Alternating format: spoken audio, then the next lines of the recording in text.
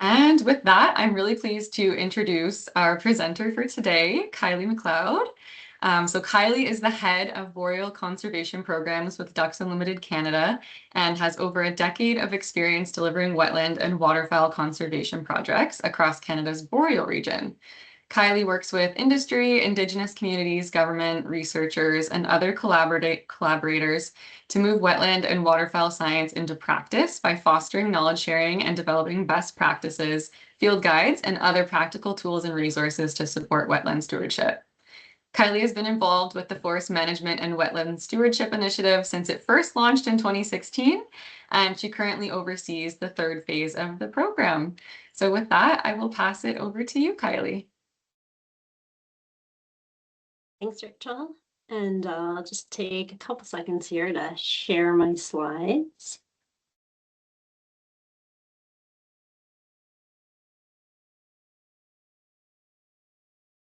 All right, are you able to see them on your end? Perfect. Looks great. All right, so thanks, Rachel, for the introduction, and to Wes Fraser for inviting me here to be part of your Learn at Lunch series. Sorry, before we hopped into the full-on webinar here, we were having a discussion about kids and illnesses and sicknesses, and I am unfortunately at the tail end of my own cold, and so I'm hoping my voice holds out throughout today, but I apologize for being a little bit frog-like.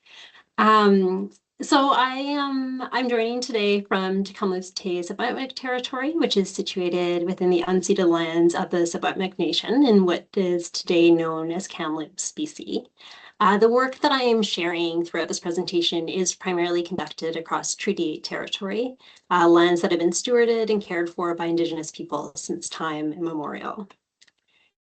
As part of today's presentation, I'll be sharing one of our collaborative initiatives and some of the projects that we've completed under that initiative over the past several years. And so it'll be a little bit more of an overview of some of kind of the information that led into building up this program and that the type of information that we share through this program as well.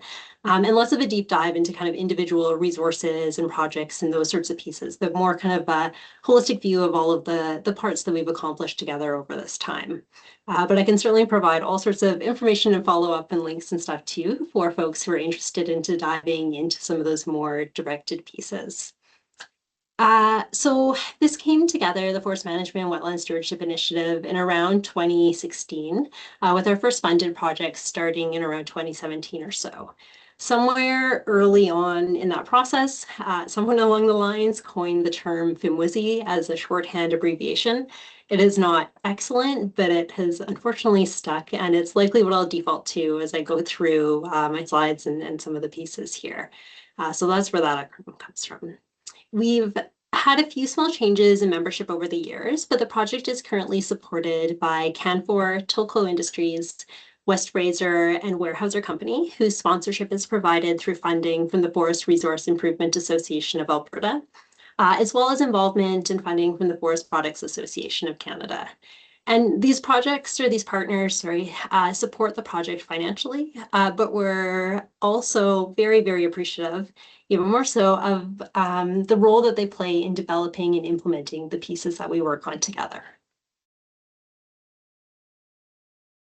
As part of this Learn at Lunch, I'm going to give some background to Ducks Unlimited Canada and to the wetlands and forests in Canada's boreal region to provide some of the context as to why DUC is working in this space and why we've delved in and formed these partnerships and working relationships with the forest sector. I'll provide an overview of the FMWSI and some of the key projects that we've tackled together, and then share some of the lessons learned through this work. Ducks Unlimited Canada is a national science-based wetland and waterfowl conservation organization. We've been around since the late 1930s, and when we started out, our work was initially really focused on the prairie region of Canada, or Canada's duck factory. And since that time, we've expanded to encompass other ecosystems and to deliver conservation across nearly every province and territory. DUC started working in Canada's boreal region in the late 1990s, and our national boreal program, which was originally the Western Boreal Forest Initiative, started in response to a growing recognition that the boreal provided important waterfowl habitat and that it also presented really significant conservation opportunities because of the large, relatively undisturbed, at least compared to southern parts of the country, land base. Canada's boreal region is rich in wetlands, waterfowl, and a whole host of other species and values that provide really vital sustenance and connections for Canadians and for folks across the country. The early years of the program were focused on developing wetland classification system, which is our enhanced wetland classification, inventorying and understanding boreal wetlands, inventorying waterfowl and conducting surveys across the region, and building an understanding of the ecosystems, activities, and land use changes in the region.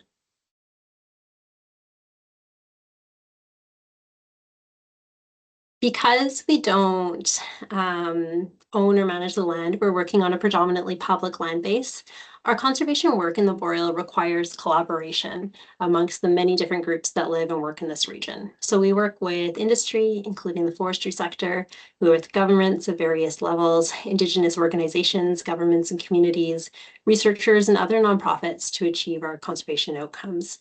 And we've learned through this work that our best overall conservation approach is to really influence landscape level conservation. And so we do this through three main pathways, influencing protected areas outright, but recognizing that protection alone isn't going to achieve our conservation outcomes in the boreal region.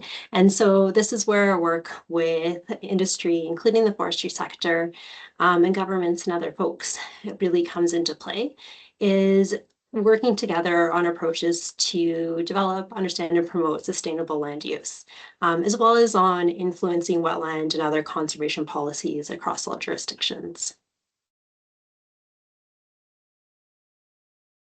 And so this work in turn is supported through a number of different branches. We partner with research institutions to address key knowledge gaps. That's both through our own DUC research branch, the Institute for Wetlands and Waterfowl Research, as well as through external partnerships such as CanPEAT, Canada's Peatlands as Nature-Based Climate Solutions project led through the University of Waterloo. And some of the key knowledge gaps that we're interested in also really intersect with a number of the folks and partners working out on the land base. So these include understanding the effects of climate change on boreal wetlands, effects of industry infrastructure such as roads and well pads, mining infrastructure on wetlands, as well as approaches to effectively restore a variety of wetland types. Starting from our wetland inventory routes, DUC's work in the boreal is supported by our geospatial team as well. And this is no longer just focused on wetland inventories, though that continues to be a key gap in need across the region and an area of focus. But it's also expanded to include different forms of spatial analyses, web applications, spatial prioritization, and the application of a growing range of remote sensing tools.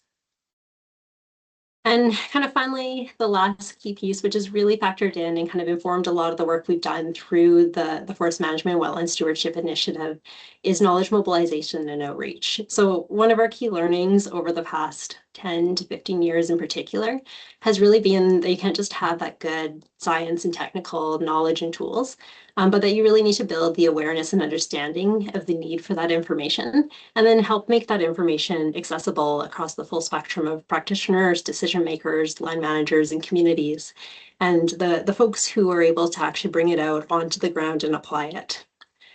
And so this has led us to developing kind of a range of products, including some of the ones that have been done through the Forest Management and Wetland Stewardship Initiative, but also wetland identification classification field guides. We run the Boreal Wetland Center, an interpretive site up in Grand Prairie, which is also supported by West Fraser. And we deliver wetlands training. We're a partner on the Canadian Conservation and Land Management Knowledge Portal and lead the Wetland Knowledge Exchange. And collectively, kind of these tools and approaches help bring the information that's produced by ourselves and others relating to wetland conservation, management, restoration out into the broader world.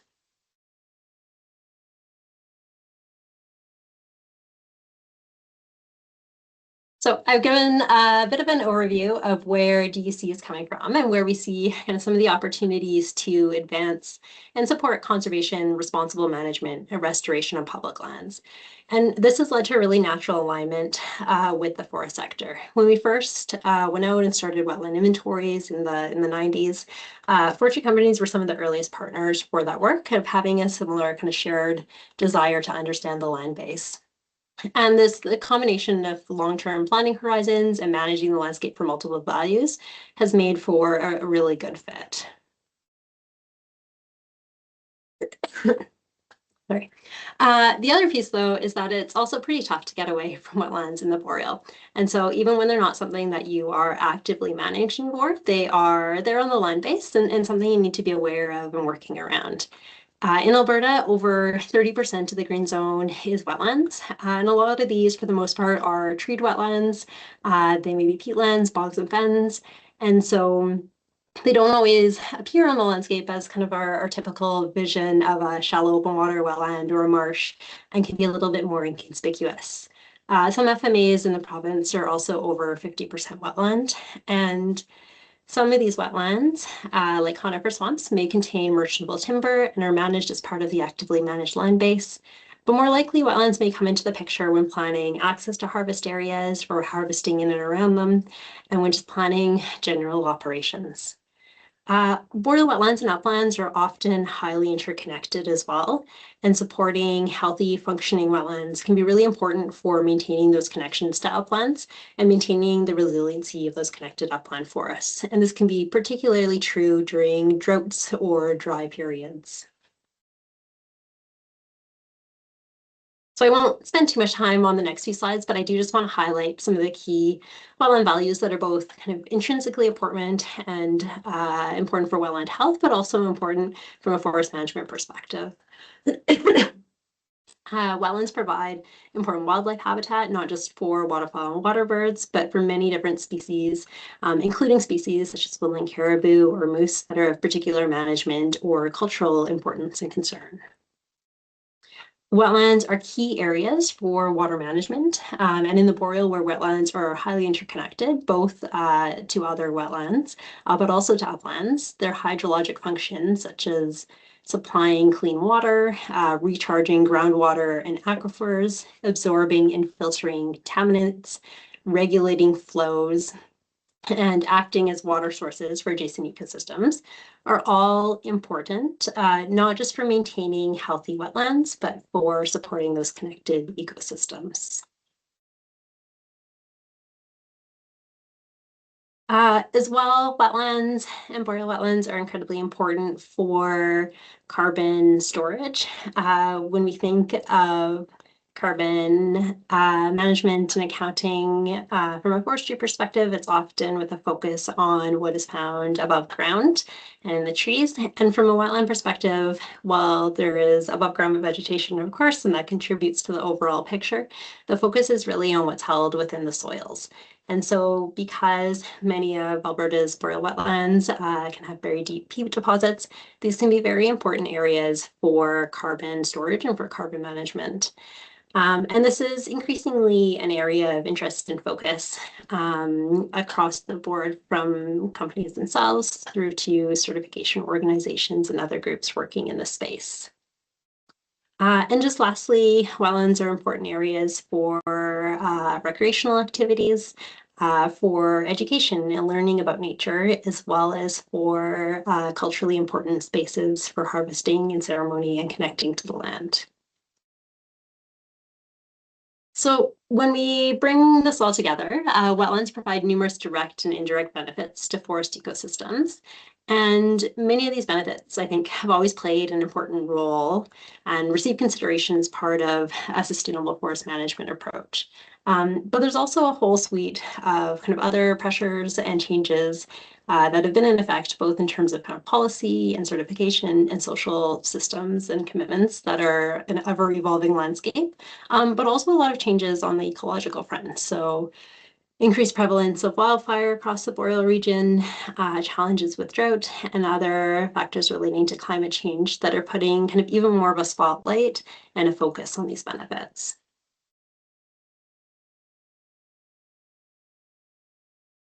And so with all of that context in place, and I realized that was a fair amount of background information and a fair amount of kind of wetland specific view, but those are the pieces that kind of led us, as well as the companies that we brought together, to coming to this place of considering wetlands in the context of sustainable forest management.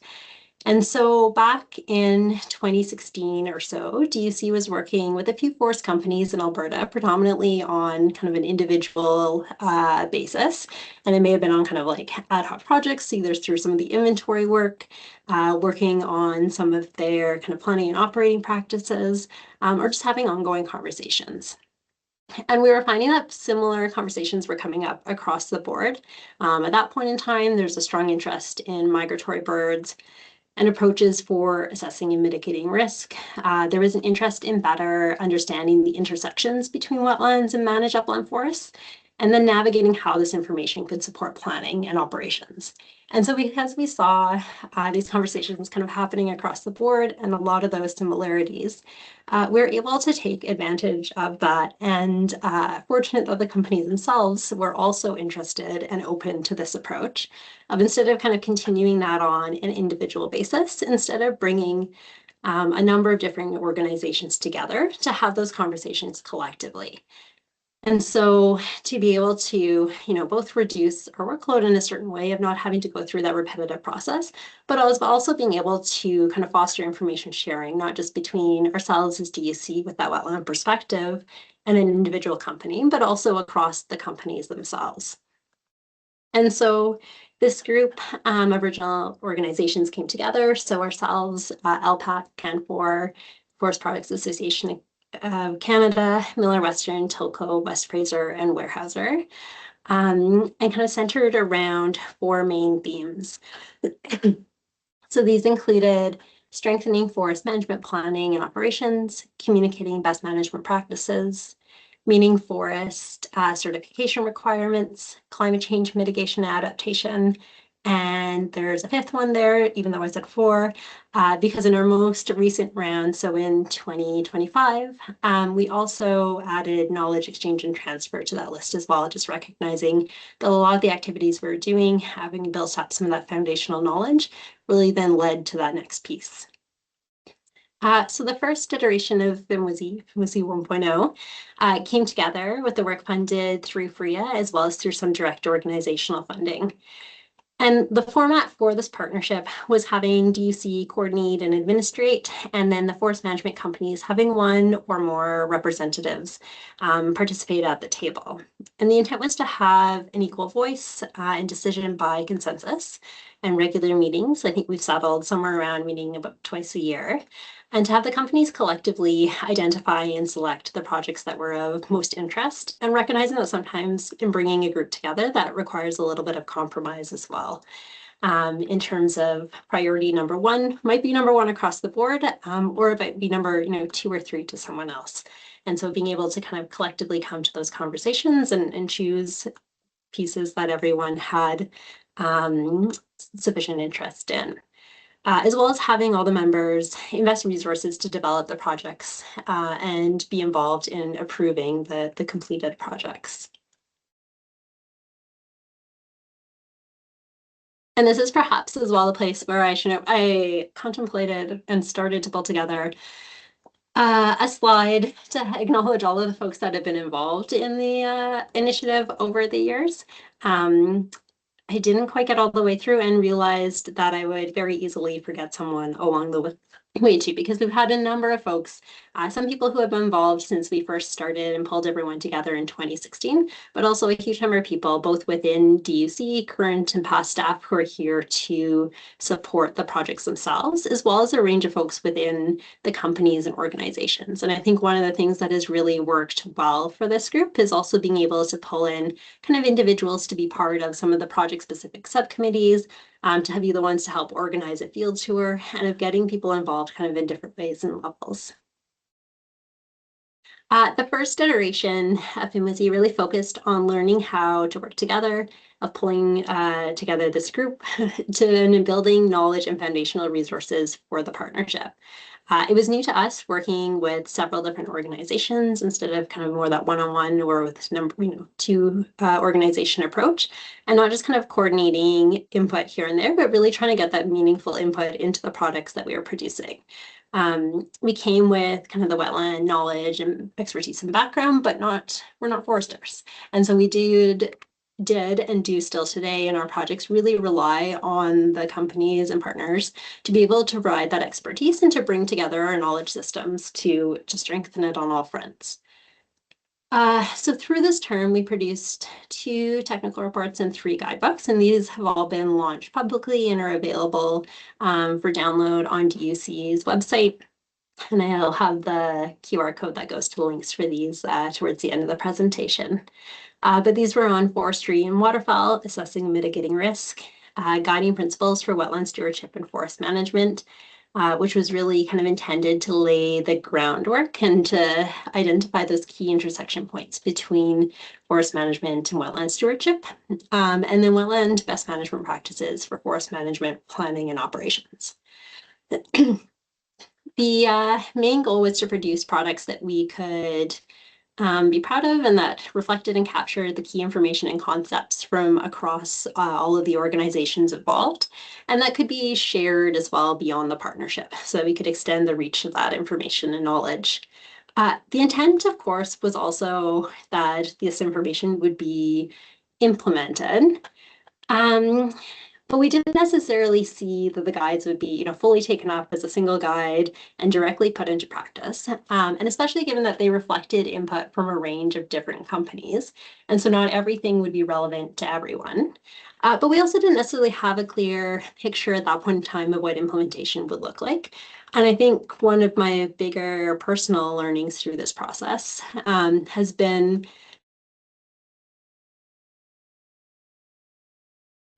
and that it's not always clear at the starting point either. So we found some interesting ways of being able to bring that information into practice that weren't necessarily on our radar when we first started the work. But this desire for implementation and for, not just having created guidebooks through FMWSI 1.0 that are nice and shiny, but might sit there on a shelf and not get used, but to instead to explore how we might be able to get that information out into the world and onto the ground, really drove kind of the second iteration of FMWSI 2.0. Along with an interest in digging into some of the kind of newer knowledge gaps. So there was interest from the group in identifying opportunities to enhance the Alberta OGRs, the Alberta Timber Harvest Planning and Operating Ground Rules, from a wetland stewardship perspective. At that point in time, there was pretty minimal coverage of wetlands. They're really focused on trumpeter swan wetlands. And they saw, or we saw collectively, opportunities to capture some of what the companies were doing, the information that we had developed through those different guidebooks, and to bring that into alignment with Alberta's wetland policy as well. And we had started this work on kind of an individual basis with a couple of companies. But because the OGRs were at that time relatively consistent across companies, but with kind of negotiated differences in different places, there were concerns about that more individual approach. And so the group kind of signed on to tackling it collectively, which meant figuring out what everyone was as a group comfortable in putting forward as suggestions. And in an interesting twist of fate, the timing of this project did end up lining up with when the government of Alberta opened up the OGRs for review and update, and we were able to work as a collective to bring forward input into that process. And this was perhaps one of the more interesting and not originally anticipated examples of how the work and the information that we developed in FMWSI 1.0 was able to be put into practice, of being able to kind of move the needle on that front. The OGRs included language pulled from the guiding principles document around maintaining wetland quantity, quality, and hydrologic processes and hydrologic connectivity, as well as key stewardship objectives. And similarly, the FMWSI Wetland BMP Practitioner Guide is included as a reference within the OGRs. The second project we took on as part of FMWSI 2.0 was a look into the effects of forest management practices on boreal soil carbon storage, with a focus on wetland soil carbon storage. And so this included a literature review and a mapping component using DFC's enhanced wetland classification to estimate soil carbon storage within FMWSI members' tenure areas. And the last project we took on really focused on knowledge sharing and built the foundation for the work we're doing in our third iteration. And so some of those pieces were delayed during the COVID-19 pandemic, but eventually in 2022, we were able to get out for 7 field tours across northern Alberta, reaching over 130 FMWSI member staff and contractors. We're also able to bring out a number of DUC staff from some of our admin and finance and geospatial and comms to our conservation program staff. That was a really excellent opportunity to learn from the forest sector and to get a better hands-on perspective of what operations in the land base looks like. And I think as part of the feedback we received throughout that and the debriefs we did afterwards, both from our DUC side and as well from the companies we worked with, that was real highlight, is being able to get out on the land and have that shared learning opportunity. And this brings us to our current iteration, which we started last year. The focus has again been on supporting knowledge exchange. We're doing another round of field tours, this time spread over 3 years and not crammed into one summer. And one of the goals this time, and we recognize this one's a little bit more challenging sometimes with capacity and some of the economic factors, is to try to have folks come out from different companies to learn together. So we hosted our first one last September in Whitecourt with Canfor as our host organization, and we're able to also have folks out from West Fraser and from Weyerhaeuser, and it's great learning all around and really interesting to be able to see some of that knowledge sharing across companies as well. We're also going to host a few virtual knowledge exchange sessions. While not nearly as much fun as getting outside and into the woods, it is also a good way to be able to bring folks together when we are a little bit more limited on capacity or ability to travel, and as well to just have more people come together to share knowledge across companies. So we're currently looking at doing one on migratory bird and migratory bird practices, and we're working through finding a date for that. The second project under our current iteration is developing training and extension materials for staff and contractors, as well as for our public and youth to support wetland stewardship. The staff and contractor ones are the ones we're working through right now and are nearly finalized, but we are developing and have a content committee from the different companies who are helping build this out, but an interactive PDF that's intended to be used on the tablet with a simplified wetland classification key that aligns with the wetland categories in the OGRs and a number of supporting pieces as part of that. And then the second is a presentation in wetland ID case studies that can be used for internal training that we're currently working getting through, getting input on from that group. And for this year upcoming, we were planning out 2 summer field tours and a handful of other activities. So the first one will be in June up in High Level and hosted by Tilco. And I think there's a handful of folks from West Fraser who are interested in joining that one. And then the other one is hosted by West Fraser out of Hinton for early July. We'll also be looking at scheduling our first virtual knowledge exchange event and working through finalizing the pieces of the staff and contractor training packages, as well as starting on the public and youth materials in the fall and over the winter. And just to wrap up, I think we've had a number of successes and lessons learned over the past several, nearly 10 years of working on this. And I think one of our kind of ongoing learnings, which is always evolving, is how to best navigate some of those time and capacity constraints so that we can continue to build really, interesting and valuable products and get that meaningful input, recognizing the 20 million different things that's on everyone's plate. And so we've taken a number of creative approaches, figuring out where we can do things field-based, where we can do them virtually, where we can get contractors to support some of that additional expertise and review, being able to find different folks within the companies who can kind of be the key point for a field tour or for providing input into a training package. I think it's been a really good learning process to just kind of be able to get that input from different places and find creative ways to navigate around that, because we know everyone has a lot going on, and that can sometimes be a barrier to getting kind of the quality of products and the endpoints that we want to get in a timely way. The other piece is just how valuable field-based learning is. And again, this comes back, it's not always the easiest thing to schedule, but it is a lot more fun and a lot more valuable to get outside into the field. And we can capture people's attention in a different way when they're out on the land. And it's easier to build that shared understanding when you're looking at something that's in front of you. And so that's been something we've really tried to prioritize as we moved into kind of our FMWSI 3.0 section here. The other lesson that we kind of learned and evolved along the way is understanding how information will be applied and what some of the opportunities and constraints are. Outside of FMWSI, DEC had developed the Alberta Wetland Classification and Identification Field Guide, which is a beautiful resource, and it's a fantastic field guide. It is also long, and so one of the things we heard consistently is that, you know, it's great and it can be great for certain applications, but it's not necessarily the right tool for someone going out who has 60 seconds to identify a wetland. And so being able to figure out kind of, well, what information can we provide? What does that product look like? How do we kind of, you know, shift things around to be able to get that information into a format that is more likely to be used? I think I touched on this one, is just that the path to implementation is not always as planned.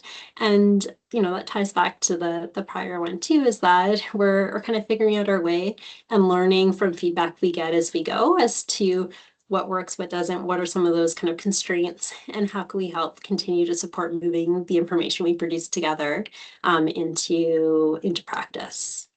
And then just the last piece is reflecting on the accomplishments. I think both the major ones, you know, it's nice when we publish something or we've been recognized with a couple of awards over the course of the partnership as well, and that's great. But I think what was actually really cool to see was when we went out last fall for a field tour, and just seeing how much kind of awareness and understanding of wetlands amongst the staff and contractors and other folks who are participating, and how that's evolved from when we first started this work 10 years ago is really, really valuable and rewarding.